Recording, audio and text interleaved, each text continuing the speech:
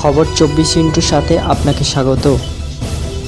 নতুন নতুন খবর জানার জন্য আমাদের চ্যানেলে চোখ রাখুন। মর্যাদা পুরুষ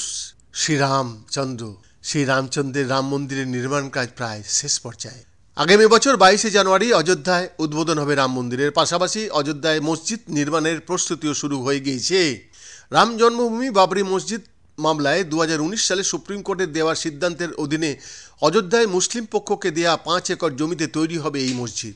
কবে মসজিদ নির্মাণের কাজ শুরু হবে এবার সামনে এলো তার দিনক্ষণ। সূত্রের খবর, মসজিদ নির্মাণের কাজ মে মাসে শুরু হবে বলে আশা করা হচ্ছে। Indo Islamic cultural foundation trust অযোধ্যায় ধান্নিপুরে মসজিদ নির্মাণের দায়িত্ব রয়েছে। মসজিদ নির্মাণে তহবিল সংগ্রহের কাজ ফেব্রুয়ারি থেকে শুরু হয়ে যাবে বলে সূত্রের খবর। এর জন্য বিভিন্ন রাজ্যে ইনচার্জও নিয়োগ করা হবে। 2019-এ 9 নভেম্বর ভারতের সুপ্রিম কোর্ট অযোধ্যার বিতর্কিত জমি রাম মন্দির নির্মাণের জন্য বরাদ্দ করে। 1992-এর 6 ডিসেম্বর পর্যন্ত এই জমিতে বাবরি মসজিদ ছিল।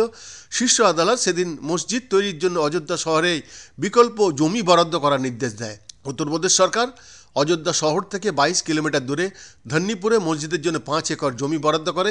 Indo Islamic cultural foundation and Ayodhya mosque ট্রাস্টের সভাপতি জাফর আহমেদ ফারুকি জানিয়েছেন, মসজিদের চূড়ান্ত নকশা ফেব্রুয়ারির মাঝামাঝি নাগাদ প্রস্তুত হবার সম্ভাবনা। তারপরে এটি প্রশাসনিক অনুমোদনের জন্য পাঠানো হবে। ফেব্রুয়ারিতে কমপ্লেক্সে সাইট অফিস স্থাপন করা হবে। তিনি আরও জানিয়েছেন, আগামী বছর মে মাসে মসজিদ নির্মাণের কাজ শুরু করা যাবে বলে আশা। ফারুকি আরও জানিয়েছেন, মসজিদের নকশায় আমূল পরিবর্তন ও আর্থিক সীমাবদ্ধতার কারণে মসজিদ নির্মাণের কাজ শুরুতে দেরি হচ্ছে।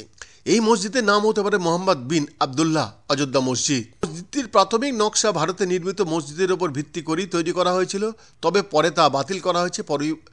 পরিবর্তে প্রস্তুত করা হয়েছে নতুন নকশা। মসজিদটি আগের 15,000 বর্গফুটের পরিবর্তে 40,000 বর্গফুটের ওপর নির্মিত হবে। মসজিদ নির্মাণ কাজ শেষ হওয়ার বিষয়টি নির্ভর করছে প্রাপ্ত অর্থের ওপরে। যেভাবে তহবিল পাওয়া যাবে সেভাবেই কাজ এগিয়ে যাবে বলে জানিয়েছেন ফারুকি।